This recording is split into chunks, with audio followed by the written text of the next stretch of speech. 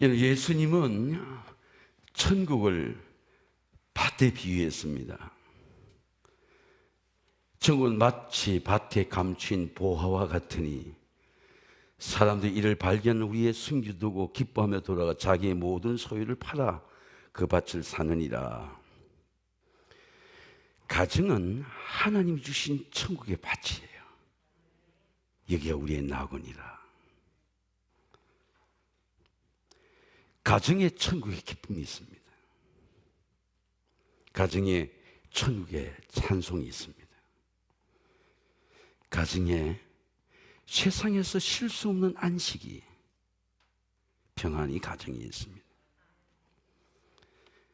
하나님의 나라는 먹고 마시는 것이 아니고 의와 오직 성령 안에서 의와 평안과 희락이라 했습니다.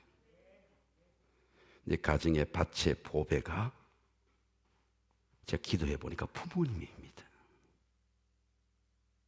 부모님이 우리 보배예요.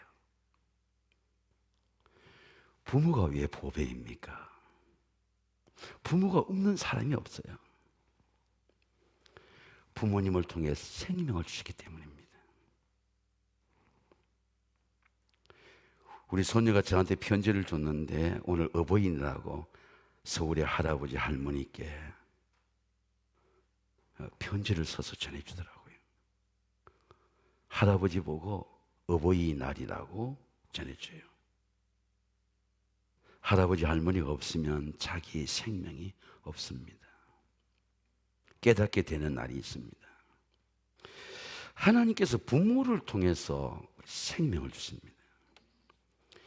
바울은 예수 그리스도 안에서 누리는 최고의 행복, 천국이 주 안에서 부모에게 순종해라. 이것이 약속의 첫 계명이다. 제가 왜 이 부모의 순종이 약속의 첫 계명인지 말씀드리고자 합니다. 말씀의 동행입니다. 자녀들아, 너희가 주 안에서 너희 부모에게 순종해라. 여러분 한번 따라하겠습니다. 너희 부모에게 순종해라. 이 사도 바울은 십계명의 말씀을 리인터프리테이션, 재해석해 가지고 부모의 첫 계명으로 하나님의 계명과 커넥션 시켰어요. 부모에게 순종하면 하나님의 은혜가 깨달아집니다. 한 가지 언어를 더 붙였습니다. 약속의 the first commandment, 첫 계명이다. 약속이 붙어있는 계명이다. 1부터 4계명까지 하지 말라는 것만 있는데, 하라는 명령만 있는데, 제5계명은 약속의 첫 계명이다. 여러분, 순종의 에센스, 본질이 무엇입니까? 우리가 왜 순종이 안 되는지 아십니까? 그거는 순종을 내 행위의 선택이라고 보기 때문입니다. 순종을 내가 할 수 있는 일이라고 생각합니다. 많은 그리스도인들이 순종을 행위의 문제로 생각합니다. 내가 할 수 있는 의지의 행위로 생각합니다. 작심삼일이죠. 순종은 행위가 아니에요. 순종은 철저히 하나님의 말씀의 은혜입니다.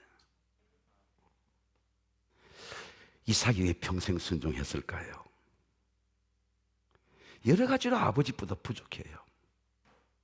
그런데 축복은 아버지보다 더합니다. 아버지가 더 훨씬 출중한 인물이에요. 장가도 늦게 갔을 뿐만 아니라 여러분, 결혼 늦게 하는 거 아무 문제 없습니다. 내가 누구와 내가 어떻게 사느냐가 중요해요. 근데 이삭이 왜 순종할까? 평생을. 이삭이 어릴 때부터 아버지와 동행했습니다. 모리아 산에서 동행했습니다. 이삭이 행위가 아닙니다. 경험하지 못하는 신비를 아버지와 동행함으로 경험합니다. 아브라함이 그 땅 이름을 여호와 이레라 하였으므로 오늘까지 사람 이르기를 여호와의 산에서 준비되리라. 이삭의 시대에도 팬데믹의 재앙이 있었습니다. 성경이 이렇게 말씀합니다. 아브라함 때 첫 흉년이 들었더니 그 땅이 또 흉년이 달매. 조선시대 200년 전에 이 조선시대 온통 팬데믹의 전염병의 재앙이 왔습니다. 15세기 온통 패스트의 재앙이 왔습니다. 근데 아브라함 때 첫 때 흉년 들었던 게 아들의 시대에도 흉년이 온 것입니다. 팬데믹의 흉년입니다. 블레셋 전체의 흉년이 온 겁니다. 근데 여호와께서 이삭에게 나타나 가지고 애굽으로 내려가지 말고 내가 내게 지시한 땅으로 가라. 이삭이 순종했습니다. 이삭은 흉년 중에도 하나님 은혜를 줍니다. 흉년 중에도 복을 줍니다. 그 밤에 여호와께서 그에게 나타나 이르시되 나는 내 아버지 아브라함이 두려워하지 말라. 여러분 한번 따라하겠습니다. 두려워하지 말라. 내가 아브라함 때 함께 했던 것처럼 내가 내 복을 줘 제 자손을 번성케 하리라. 복의 본질이 뭡니까? 복의 본질이 뭡니까? 말씀이 복입니다. 말씀이 길이 되었어요. 흉년 때 길이 되었습니다. 말씀이 브엘세마의 우물이 되었어요. 복이 되었습니다. 이삭이 평생 동안 동행한 말씀이 여호와 이레라는 말씀입니다. 그게 모든 재산이 들어있고 거기에 모든 흉년을 이긴 은혜가 들어가 있고 여호와 이레라는 게 뭡니까? 여호와께서 친히 공급해 주시리라.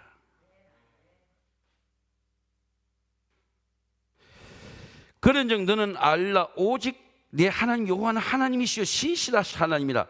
그를 사랑하고 그의 계명을 지킨 자 천대까지. 제가 천대를 계산해 보니까 한 제너레이션을 100년이라고도 말하기도 하고 또 성경 70년을 말하기도 하고 77이 40, 50 말하기도 하고 좌우전 50이든 70이든 100년이든 관계없는데 천대가 하니까 여러분 10만 년이에요. 10만 년입니다. 이 말씀 천대까지 동행한다는 말씀은 하나님의 말씀의 약속이 영원하다는 거예요. 영원하다는 겁니다. 아브라함이 하나님을 믿음에 그에게 의로 정함과 같으라. 그런데 믿음으로 말미암아 아브라함의 자손인 줄 알지어다. 우리가 아브라함의 자손이에요. 여러분의 아브라함의 자손입니다. 우리 자식들이 아브라함의 자손입니다. 말씀의 자손이죠. 여호와 이레의 말씀으로 동행합니다. 여러분 오늘도 말씀과 동행한 하루가 되시기를 주의 이름으로 축원합니다. 공경의 동행입니다. 내 아버지와 어머니를 공경하라. 이건 약속인 첫 계명이니 이로써 내가 잘되고 땅에서 장수하리라. 야곱의 아버지 이삭을 공경하는 순종을 보세요. 야곱이 아버지 이삭을 공경하는 겁니다. 한 대가 내려와서 야곱의 이삭의 눈이 흐려질 때에 이 아버지가 늙어갈 때에 아들의 태도가 중요합니다. 야곱이 팥죽한 그릇으로 아버지의 축복을 받으러 올라갑니다. 근데 아버지와 아들을 연결시켜주는 게 어머니예요. 레베카입니다. 그러니 내 아들아 내 말을 따라 내가 내게 명하는 대로 염소떼에 가서 거기서 좋은 염소 새끼 2마리를 내게로 가져오면 내가 그것으로 내 아버지를 위해 즐기는 별미를 만들리니. 어머니가 만들겠다. 기도는 네가 아버지께 받으라. 이게 이제 어머니의 지혜입니다. 내가 그것을 내 아버지께 가져가 드려서 그가 죽기 전에 내게 축복하기 위해 잡수시게 하라. 자, 우리가 여성의 지혜를 봅니다.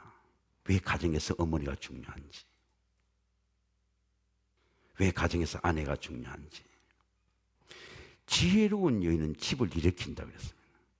저는 우리 세와 함께 여러분의 가정이 일어나게 되시기를 주의 이름으로 축원합니다. 리버가의 지혜가 뭡니까? 기도의 지혜죠. 네 아버지가 죽기 전에 네 아버지가 살 날이 많지 않다. 네가 염소 새끼를 가져다가 네 아버지한테 기도를 받아. 이 리브가의 지혜입니다. 이 가정은 어머니 지혜가 없으면 파손된 가정이에요. 예수와 야곱의 다툼이죠. 여러분, 형제 간에도 갈등이 있습니다. 이번에 원인은 밝혀지지 않았지만 한강변에 죽은 우리 정명구라는 아이가 의대 수석생입니다. 우리는 모르죠. 제가 계속 연구해보고 이제 하나님 밝혀내시겠죠. 너무너무 귀한 아들이죠. 그럼 우리 모르는 어떤 인간의 갈등과 시기와 질투든지 어떤 인간의 욕망이든지 히든시 그릴 수 있는 거죠. 아무리 권력이나 경찰이 덮으려고 그래도 시크릿이 있는 거죠. 보니까 아버지의 지혜가 있고 나타나지 어머니의 지혜가 있더라고요. 여러분, 예수와 야곱의 차이가 무엇입니까? 예수는 제가 지난 새벽 기도 때 받은 은혜인데요, 장자의 축복을 등한히 여긴 겁니다. 영어로는 니글렉트, 등한히 여긴다는 거예요. 우리는 하나님의 주시는 복을 등한히 여기는 거예요. 무시하지 않습니다. 교인들은 예배를 무시하지 않습니다. 그건 예배를 등한히 여기는 거죠. 등한히 여기는 겁니다. 믿음은 반드시 사모하는 마음을 써요. 저는 하나님께 그런 묻는 질문이 있습니다. 왜 나는 이렇게 60대 중반이 되어도 개축교회 가서 그 마음을 사모함을 주는지, 하나님 왜 그 사모함이 멈추지 않게 하는지 사모함을 써요. 야곱은 아버지의 기도를 사모합니다. 부모는 자식을 아는 거예요. 기도를 받으러 가니까 아버지가 묻는 겁니다. Who 네가 누구냐? 눈이 흐려진 아버지가 묻은 질문이에요. 네가 누구냐? 나중에 야곱이 복을 받아 하나님이 묻습니다. Who 네가 누구냐? 여러분은 하나님 앞에 누구입니까? 부모 앞에 여러분은 누구입니까? 네가 누구냐?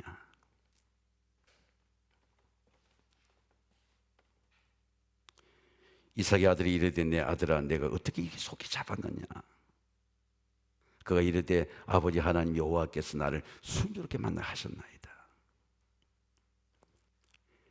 네 와서 좀 네 팔을 만져보자. 네 팔이 왜 매끈매끈하냐?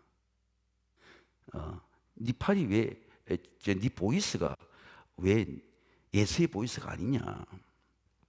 과연 내 아들이냐? 왜 네 음성이 야곱의 음성이냐? 손은 예수인데 네 보이스는 왜 야곱의 음성이냐? 여러분,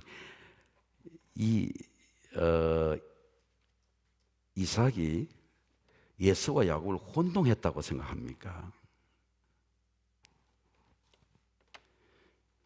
이삭이 이르되 내가 참아들 예수냐? 그가 대답하되 그러하나이다. 이삭이 이렇게 마음을 바꿔서 말합니다. 내게로 가져오라. 여러분 한번 따라해보세요. 내게로 가져오라. 내가 마음껏 내 마음껏 내가 축복해 주겠다. 이게 아버지의 마음이에요. 이게 하나님의 마음입니다. 하나님 우리 허물을 알아요. 부모는 자식의 부족함을 압니다. 자식의 행위를 보고 축복하는 게 아니에요. 자식의 실력을 보고 축복하는 게 아닙니다. 내가 마음껏 축복하리라. 이게 아버지의 마음입니다. 여러분, 이게 아버지의 마음이 깨달으시는 거예요. 이게 여러분 순종입니다. 이삭이 마음껏 축복합니다. 하나님은 너에게 하늘이 이슬이 될 것이다. 땅에 기름짐이 될 것이다. 풍성한 곡식이 될 것이다. 넌 절대로 줄이지 않을 것이다. 너는 향기로운 포도주가 될 것이다. 만민이 너를 숨기고 열국이 내게 굴복하리니 내 형제들의 주가 되고 내 어머니들의 아들들이 내게 굴복하며 너를 저주한 자는 저주를 받고 너를 축복한 자는 복 받기를 원하노라. 야곱의 복이 무엇입니까? 아버지 이삭, 어머니 레베카에 대한 공경의 복입니다. 제가 한 2, 3년 전에 어떤 조언을 노인들에게는, 원로들에게는 지혜가 있습니다. 아들에게 부탁을 하니까 90된 원로 감독 회장님인데 그분의 이름 되니까 이게 할인을 해줘요. 그래서 아버지를 좀 모시고 와라. 그 평생을 손님들을 만날 때 만난 장소에 갔습니다. 그런데 이 하나 있는 외아들인데 이제 90 노인은 아버지가 이렇게 식사를 하는데 이 냅킨을 갖고 아버지가 그 흘리면 다 닦아주는 거예요.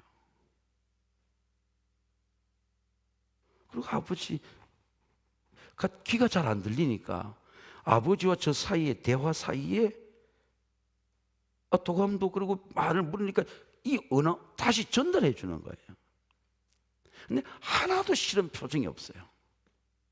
정말 아버지를 공경하는 거예요. 제가 그 교회를 이렇게 보니까 우리 안장님은 알지만 이번에도 CBS 사장에서 그 교회에서 나왔는데 교인들은 모두 복을 받는 거예요.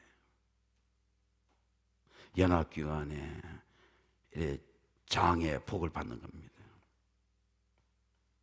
뭐 수많은 인재들이 나오는 거예요. 그 교회를 보니까 서대문에 아주 적은 교회였는데 인물들이 나오는 거예요. 공경하는 겁니다. 나중에 제가 말을 해줬어요. 야, 표목사, 너 눈빛에서 나 아버지를 정말 공경하는구나.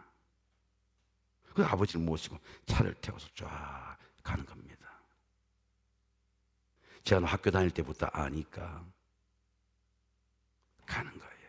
근데 그것이 아버지를 이렇게 연로한 아버지, 이렇게 잘 걷지 못한 아버지를 부축해서 오는 게 싫은 게 아니고 저에게 없는 공경이 부모를 공경하는 겁니다. 부모를 공경하니까 그 자녀들에게 모든 복이 나타나요. 그 교회에 모든 복이 나타나요. 여러분, 오늘 축복합니다. 여러분의 가정에 이 부모 공경의 복이 나타나게 되시기를 주의 이름으로 축원합니다. 번영의 동행입니다. 내 아버지와 어머니를 공경하라. 이건 약속인 첫 계명이니 이는 내가 딸되고 장성하리라. 제가 오늘 일부에 여러분 가정하고 한번 생각해보고자 하는 것이 성공과 번영의 차이입니다. 하나님께서 주시는 번영과 사단이 주시는 성공을 분별해야 됩니다. 많은 그리스도인들이 사단이 주는 세상의 성공을 복이라고 생각합니다. 우리가 세상의 영을 받지 아니하고 오직 하나님의 영을 받았으니 이는 우리로 하여금 하나님께서 우리에게 주신 은혜를 주신 걸 알게 하라 함이라. 사단이 주시는 성공은 이런 겁니다. 여러분 한번 생각해 보세요.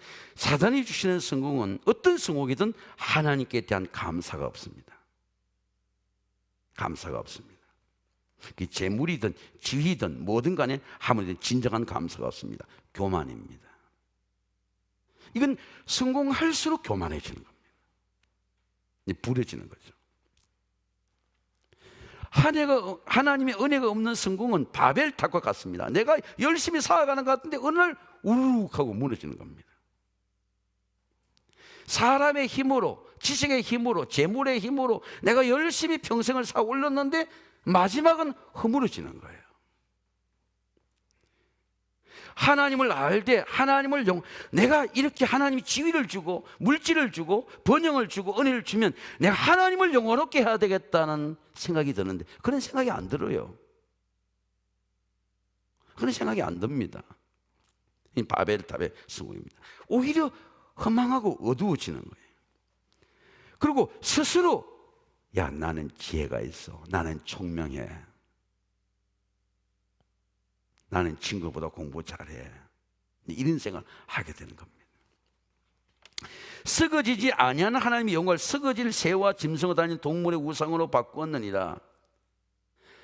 하나님께서 여러분이 한번 생각해 보세요. 저도 마찬가지입니다.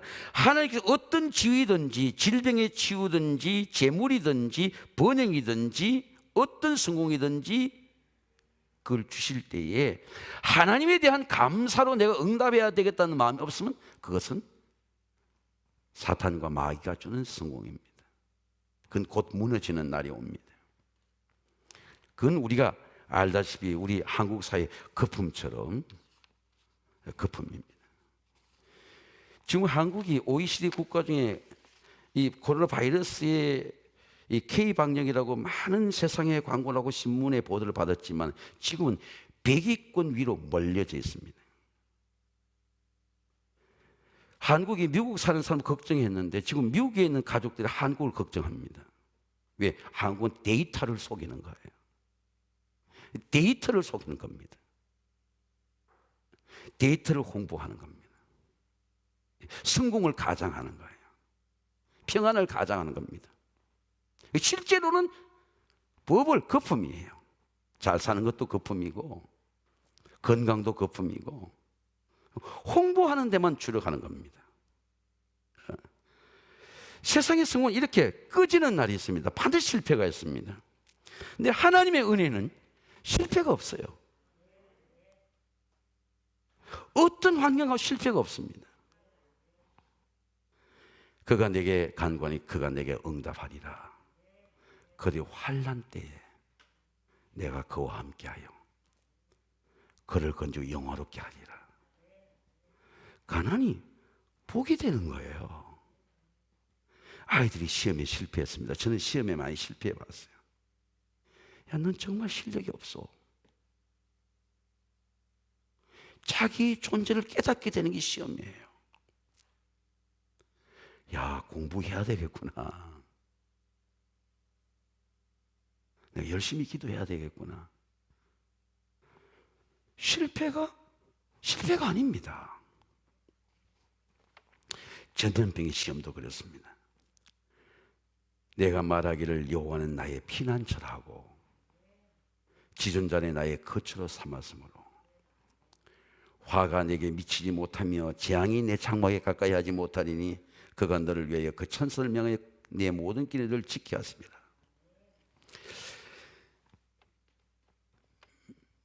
예수님이 광야에서 40일을 기도할 때에 마귀가 예수님을 미혹했습니다. 저는 이 성경을 기도할 때마다 예수님도 마귀의 시험을 받는데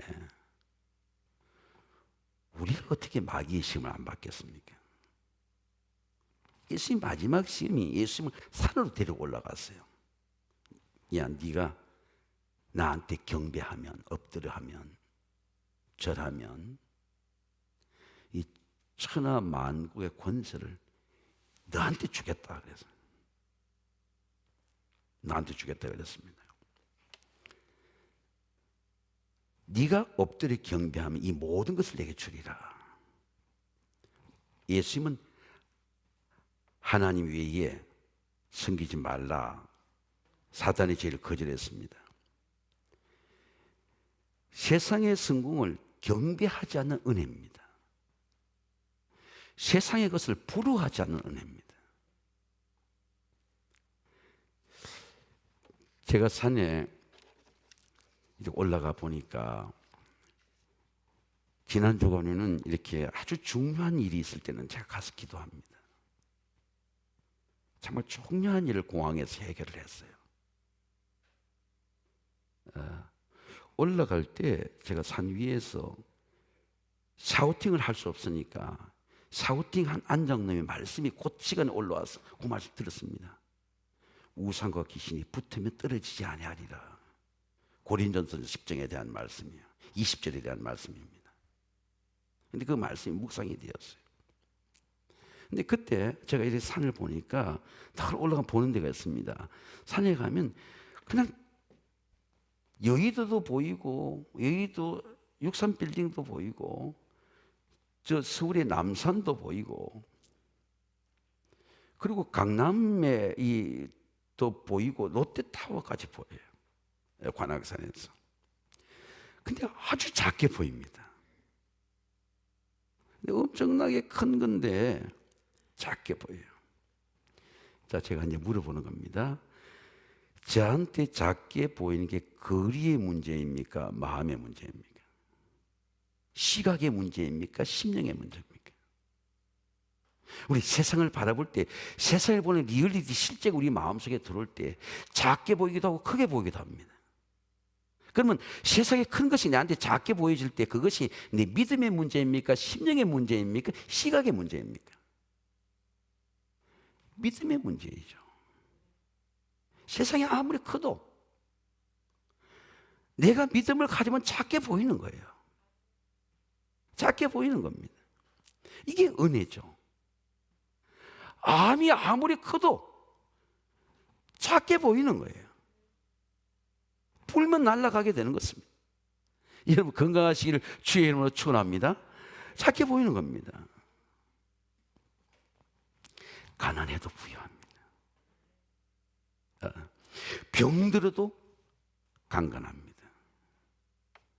담대합니다.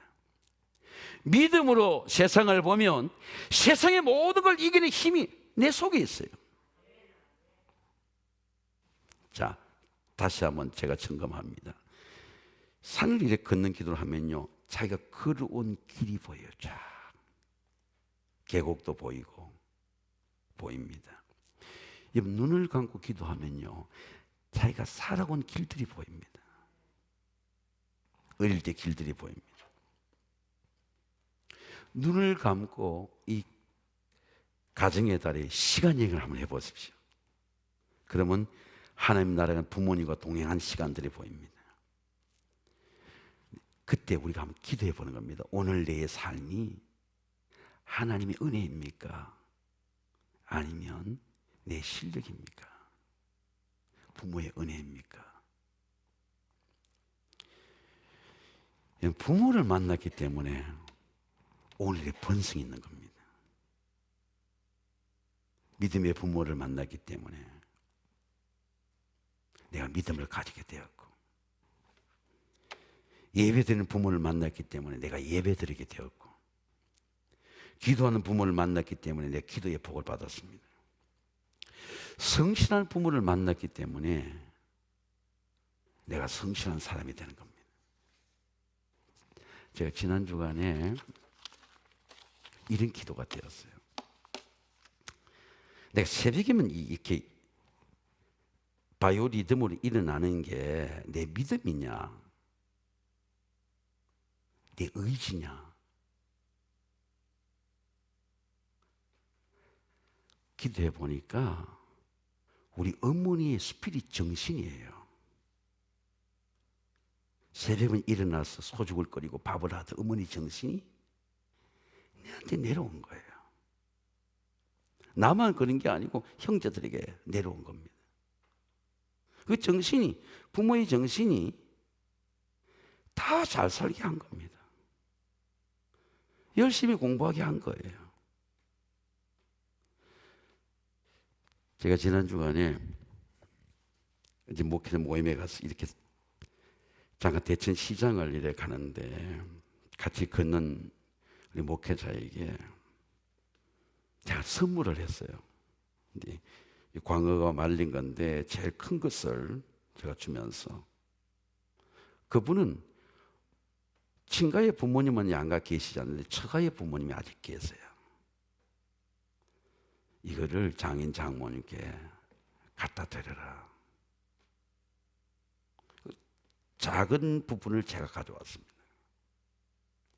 이유는 제가 걸으면서 말했어요. 이유는 내가 살아보니까 부모님이 살아계실 때 한 번이라도 잘하는 것이 그건 하나님의 은혜다. 하나님의 복이다는 거예요. 사랑하는 성도 여러분, 부모님이 계신 분들은 부모님과 시간을 함께 하세요. 그리고 부모님을 공경을 고백하세요. 이미 부모님이 천국에 계신 분들이 있습니다. 그런 분들은 교회에 부모님 같은 원로 장로님, 원로 권사님들이 있습니다. 사랑을 고백하세요. 그러면 그 부모 공경의 복이 다 우리 가정에 옵니다. 좀 아멘 크게 합시다. 아멘. 여러분 부모 공경의 복을 누리는 가정의 복이 되시기를 주의 이름으로 축원합니다. 기도하겠습니다.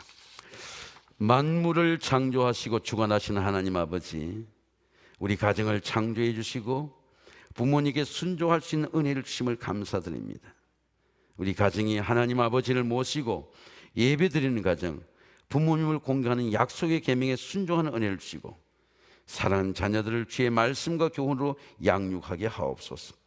우리 가정을 축복하신 예수님의 이름으로 기도드립니다. 아멘.